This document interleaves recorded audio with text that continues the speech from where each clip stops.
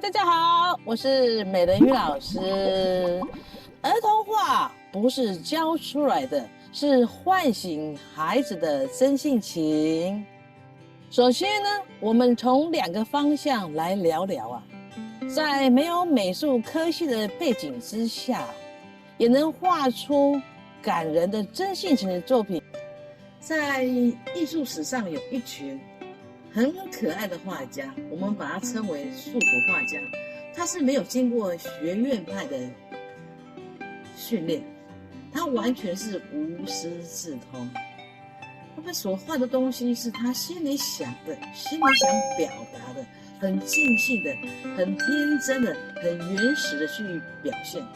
那他跟我们孩子们所画的态度呢，是完全一致的。像卢梭爷爷画的森林，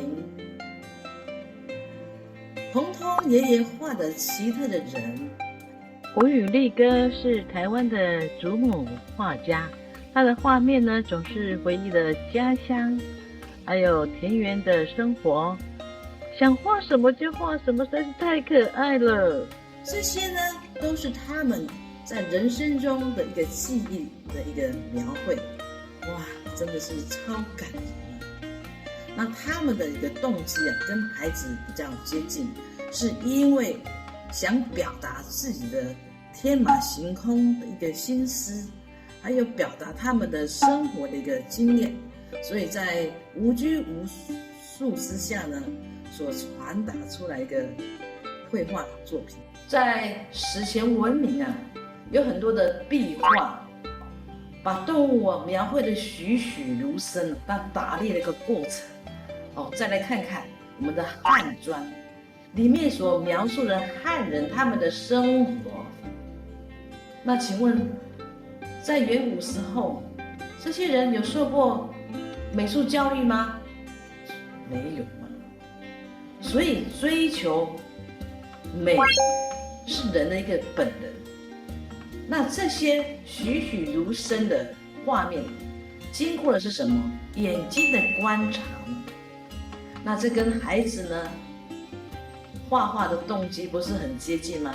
他是因为喜欢而画画，他没有目的，只是把眼睛看到的、心里感觉到的表达出来。所以我们就了解啊，原来教儿童美术啊，一定要有追求美的精神。再来，我们来谈谈如何能做出称职的儿童美术老师。首先，我们要非常喜欢小孩，这是一个最根本的。再来呢，让自己做一个称职的美术老师，我把它分为10个方向，跟大家分享一下。第一个方向呢，我们要有变通的能力。究竟面对不同的年龄层的孩子，他的心智是完全不一样的，所以要随机应变，见招拆招。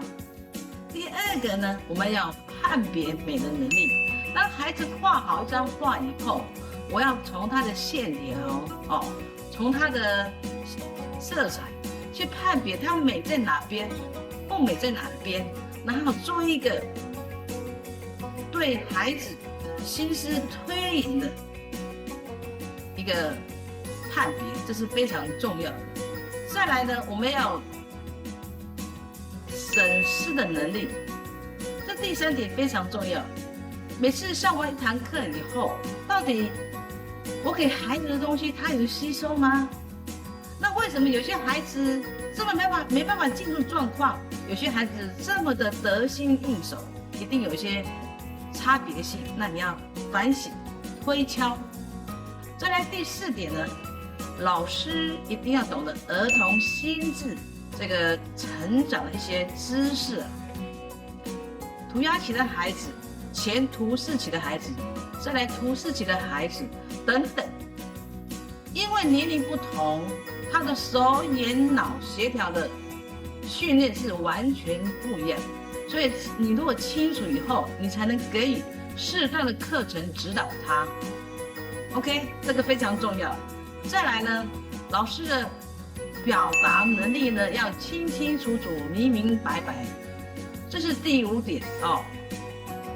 你表达能力如果不好的话，你要自己多多训练。不是每一个人天生就会表达能力很好，没关系。我们常常面对这个镜子啦，或是常常自己阅读啦，这方面呢就会慢慢的改善。第6点是艺术的涵养。好的美术老师呢，不是只有教孩子描绘东西而已，必须在适当的课程中让孩子了解一些艺术家啦，或是各个国家的一些文化性啦，这样子耳濡目染之中，他才有一些艺术的能量养成。再来呢，就是所谓的描绘能力。描绘能力呢，绝对不是属于大人式的，而是这个描绘能力的养成是老师必须形容各种事物哦，让孩子能感受到、能感觉到，而去描绘那个生动的画面。那我在这个 YouTube 频道面呢，已经有在叙述，或许大家可以再去看看。第8点是文化的介绍。孩子来跟我们学画画，无外乎呢想要陶冶这个心性，所以适当的课程中，我们要安排一些文化的介绍，让孩子的视野变得很宽大，让他的胸襟呢变得宽阔起来。第9点，每个儿童美术老师一定要做到哦。孩子就是喜欢欢乐嘛，喜欢游戏嘛，所以我们自我要培养带活动的能力，让孩子好喜欢来画画。经过活动以后，你会发现他心情也比较开朗，肢体也比较轻松。我跟你说，画起画来特别好看。第10点是和和气气的应对养成。孩子情绪变化太大了，所以呢，老师必须自我在情绪上的管理非常的要求。在和善之下呢，孩子感受到你的温暖，就比较能平复他的心情。再来，我们要面对很多的家长，如果你没有和气的面对的话，你很难取得他的信任。最后一点是很务实的，也必须一定要要求自己做得到。